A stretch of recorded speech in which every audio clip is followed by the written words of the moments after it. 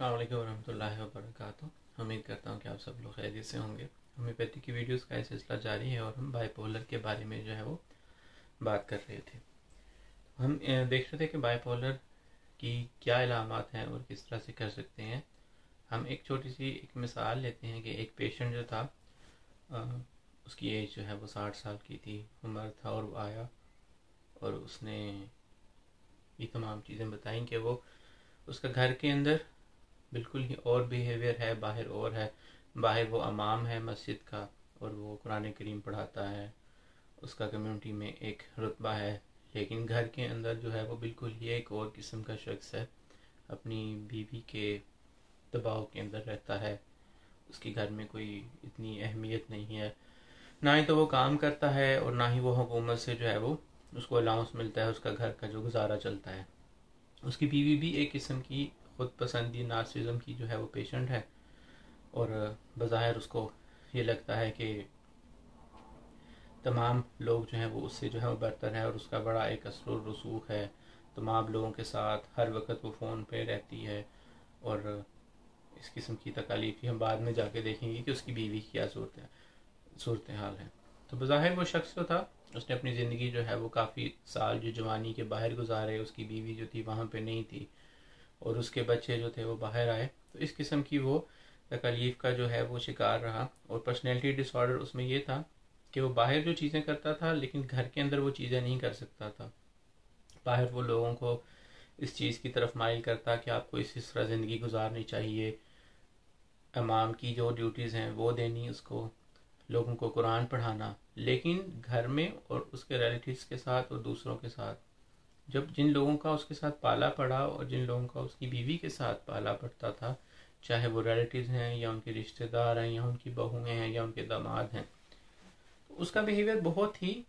मुतजाद होता था, यानी कि अपोजिट होता था। यानी कि जिस किस्म की तालीम का वो प्रचार करता है उसका अमल और खुद उस पर जो अमल करता था वो बिल्कुल अलग था। उसके अंदर ये था कि उसकी प्रायोरिटी सिर्फ उसकी बीवी होती थी, उसके रिलेटिव्स होते थे। यानी कि इस चीज़ का अंदाज़ा लगा लें कि उस शख्स ने बताया कि उसकी बीवी का उसके ऊपर इतना ज़्यादा दबाव और रसूख था कि उसकी बीवी की बहन का खामन जब फोत हुआ तब वो पाकिस्तान जनाजे पर गया, लेकिन जब उस शख्स की खुद बहन जो थी वो फोत हुई उसके अंदर इतनी हिम्मत नहीं थी कि वो वहाँ पर जा सके। बाद के अंदर वो उसकी बीवी ने उसको ये यकीन दिला लिया कि हमारे पास इतने पैसे नहीं थे या नहीं थे, तो उस चीज़ों से अंदाज़ा लगा सकते हैं। दूसरी तरफ उसने ये भी बताया कि जब वो अब एक तरफ तो कहते हैं कि हमारे पास पैसे नहीं हैं, क्योंकि ऐसे शख्स जो होते हैं, ऐसी पर्सनैलिटीज़ जो होती हैं, उनको जब भी किस्म की तकलीफ़, दिमाग की तकलीफ़ का सामना करना पड़ता है तो उनकी सिर्फ ज़िंदगी के कुछ हिस्से ही मुतासर होते हैं, तमाम जगहों पर, बाकी जगहों पर उनकी लाइफ मुतासर नहीं होती। एक आम शख्स जब वो दिमागी किस्म की मेंटल एग्जर्शन से गुजरता है तो उसके काम पर भी उस चीज़ का असर पड़ता है, उसकी नौकरी पर भी असर पड़ता है, उसके बीवी बच्चों पर भी असर पड़ता है, उसके माँ बाप पर भी, उसकी तमाम ज़िंदगी के पहलुओं पर उसका असर पड़ता है। लेकिन इस सूरत हाल के अंदर हमेशा जो तकलीफ़ है, वो जो एग्जर्शन, जो चीज़ें हैं, वो हमेशा दूसरे लोगों पर निकलेंगी। उसकी अपनी लाइफ कोई मुतासर नहीं होगी, उसकी अपनी डाइट कोई मुतासर नहीं होगी, उसकी अपनी नींद मुतासर नहीं होगी, उसका वो काम मुतासर नहीं होगा जो वो बाहर करता है, क्योंकि उसके दो पहलू हैं। उसका जो चीज़ मुतासर होगी वो उसकी बहू, उसके दामाद या उन लोगों के साथ ताल्लुक़ है जो कि उसकी फैमिली का डायरेक्ट हिस्सा नहीं है। तो बाद में पता चला, उसने बताया कि मैंने ये भी किया था कि मेरे अंदर इतना ज़्यादा था कि मैं दूसरे लोगों को ना तकलीफ़ और चीज़ें या इस तरह से पहुँचाऊँ कि एक तरफ तो मेरे पास पैसे नहीं थे और हमारा वापसी पर जो है वो, जब मैं अपनी बहन के खामन की वफ़ात के ऊपर पाकिस्तान गया तो हमारा जो था, हम लोग काफ़ी ज़्यादा ग्रुप में मौजूद थे और हमारा जो जहाज़ जो था वो कैंसिल हो गया और हम एक होटल में रहे। उस होटल की जो है वो रकम मुझे जो है वो वापस मिल गई थी, लेकिन मैंने दूसरे लोगों को जो है वो नहीं बताया, यानी कि जो मेरे साथ थे उन लोगों को मैंने नहीं बताया कि मेरी जहाज़ की रकम कैंसिल होगी, हालांकि सबने वही जहाज़ बुक किया था और उन लोगों को भी फ़ायदा हो सकता था, लेकिन उन लोगों ने अपनी जो है वो सोची। इसी तरह फिर एक दफ़ा कहता है वापसी पर जब मैं पाकिस्तान से आ रहा था, तो मेरे दामाद की जो माँ थी, यानी कि उसने कुछ सामान दिया,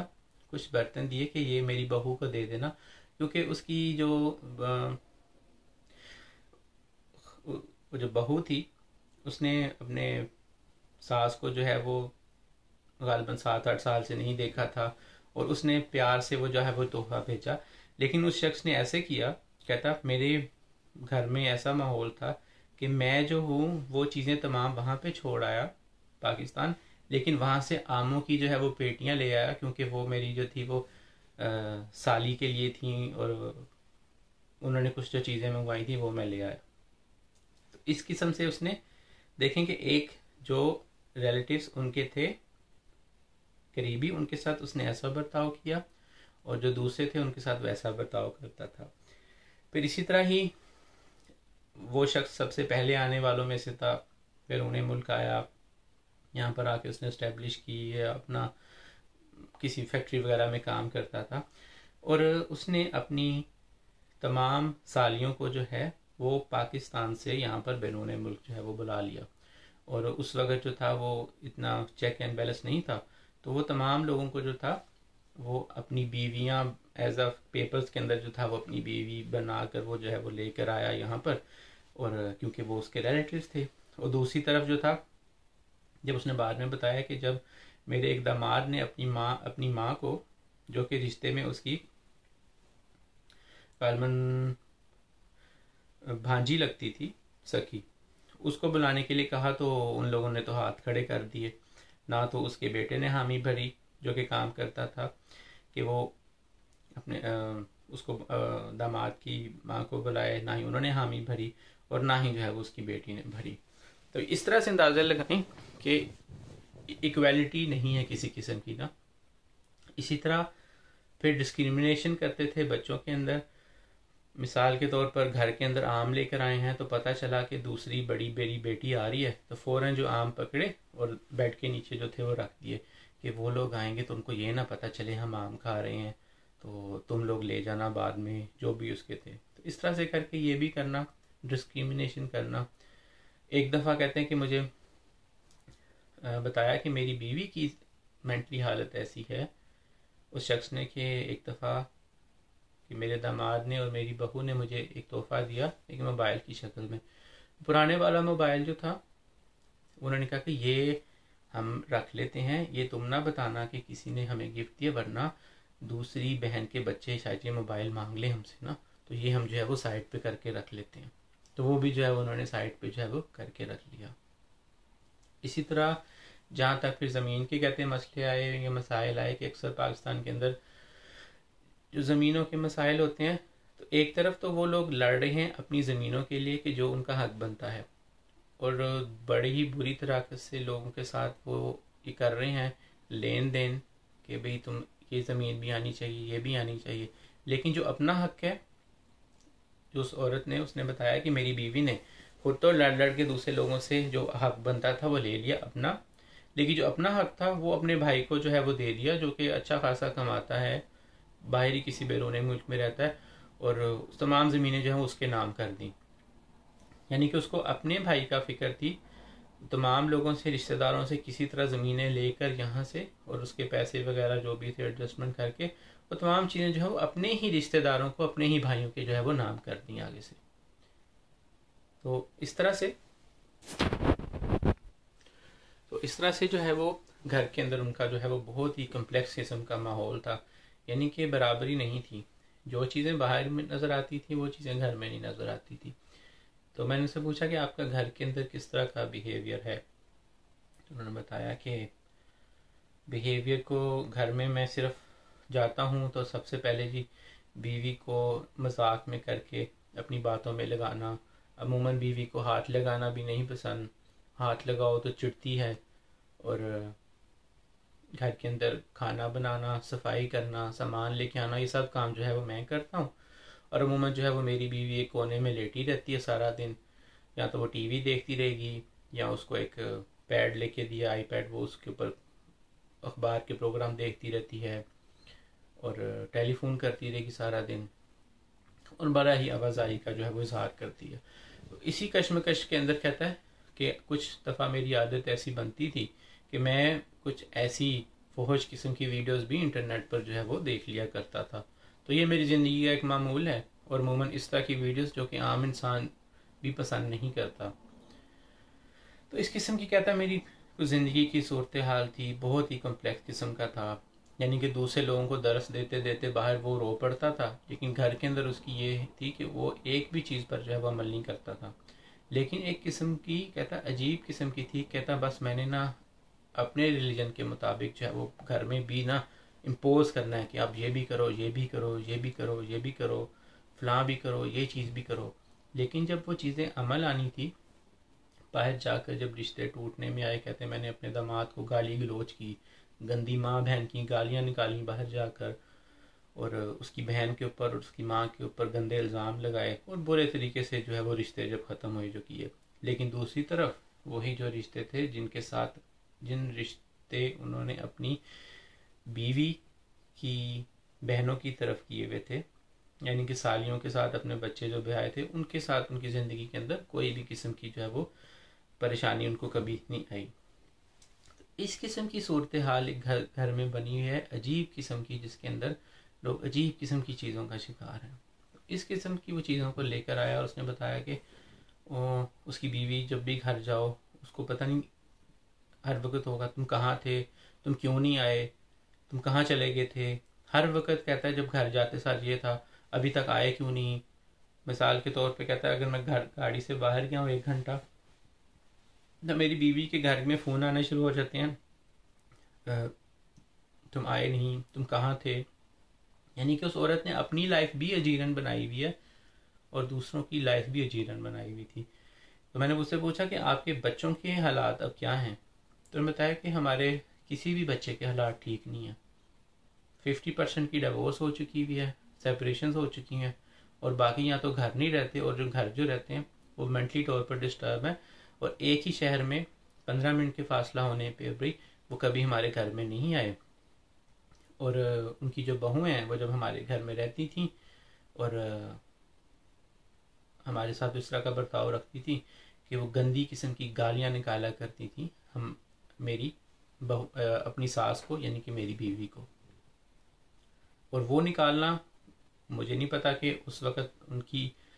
क्या जहनी कैफियत थी कि वो गालियाँ निकालने मजबूर हुई, लेकिन वो बाद में पता चलता है कि जिस किस्म का बिहेवियर उनकी सास का था, शायद वो नई आने वाली दुल्हन, नहीं आने वाली जो लड़की जिसको वो ब्याह कर लेके आए थे, उसको वो चीज़ें नहीं पसंद आती होंगी, क्योंकि इनका भी इन्वॉल्वमेंट ऐसा था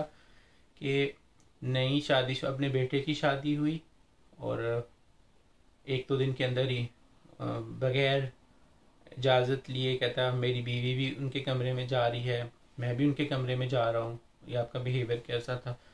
और उनकी लाइफ में इंटरफेयर कर रहे हैं, उन दोनों को बैठने नहीं दे रहे। जब कभी देखा कि वो आपस में बैठ गए हैं मियाँ बीवी, बेटे को उठा दिया कि तुम ये एक चीज़ ले आओ, ये चीज़ ले आओ, ये कर लो, बुनियादी चीज़ों का ख्याल ही नहीं रखा, घर के अंदर बार बार आ रहे हैं, इंटरफेरेंस कर रहे हैं उनकी ज़िंदगी के अंदर। यहाँ तक कि कहते हैं कि रात को भी नहीं उनको इतना ख्याल होता था, कहता मेरी बीवी को, कि वो बगैर इजाज़त जो है वो बहू और उनके बेटे के कमरे में जो थी वो चले जाती थी। मैंने पूछा क्या उनका अपने बेटे और बहू के साथ भी ऐसा ताल्लुक़ था? कहते नहीं, कहते उनका अपनी बेटी और अपने दामाद के साथ भी ऐसा ही ताल्लुक़ था। हमेशा से उसने उसको डिस्क्रिमिनेट करना अपने दामाद को। और मैं सास की बात बता रहा हूँ, उस शख्स की बीवी की। तुम्हारे बाल ऐसे हैं, तुम्हारी मूछें ऐसी हैं, तुम्हारी दाढ़ी ऐसी है, तुम दाढ़ी कटा लो। कहता है ब्रेकअप हो गया हमारी बेटी और दामाद का, यहाँ तक कि इंटरफेरेंस की वजह से, लेकिन उस औरत ने एक मौका भी जाने नहीं दिया कि कभी वो उनके घर में आई हो और उसने ये ना कहा हो कि आप लोगों का टॉयलेट नहीं साफ़, आप लोगों की किचन नहीं साफ़, आप लोगों को तमीज़ नहीं है खाने खाने की, आपको ये नहीं है, ये अलमारी क्यों ऐसी है, या आप लोग कपड़े क्यों नहीं ऐसे पहनते, ये क्यों नहीं किया। और अमूमन कहता है 10 साल हम लोगों ने एक ही शहर में गुजारे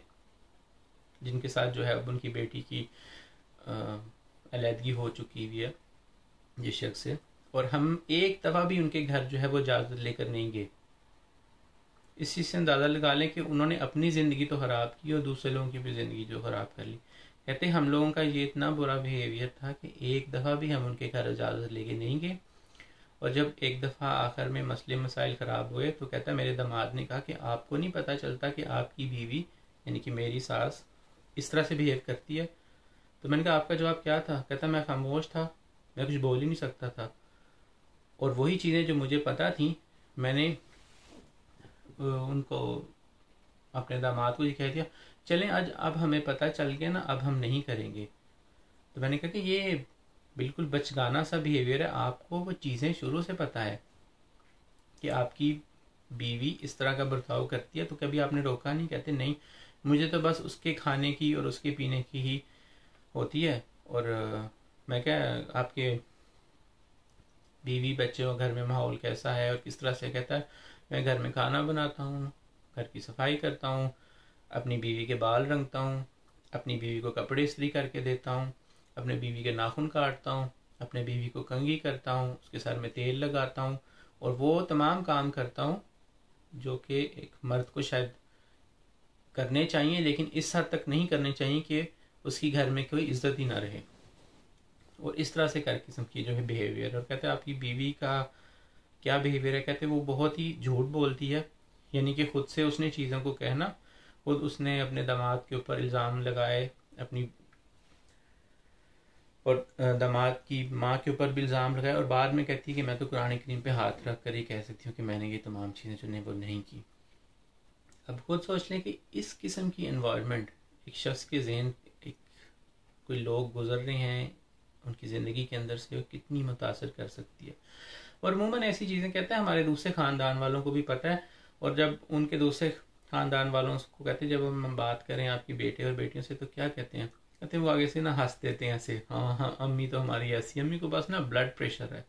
तो भाई उनको किसी अच्छे साइकेट्रिस्ट को दिखाना चाहिए। आपकी वालदा को जो है वो ब्लड प्रेशर नहीं है, आपकी वालदा जो है वो एक्सट्रीम किस्म के एक मेंटल डिसऑर्डर में मुब्तला है। आपका बाप एक किस्म के मेंटल डिसऑर्डर में मुब्तला है, और आपकी आने वाली औलाद में आपने चीज़ें ही मुंतकिल की हैं, जिसकी वजह से आपने एक ऐसे माशरे को तश्कील दी है कि जिस लोगों के साथ आप ज़िंदगी के साथ खेलते हैं,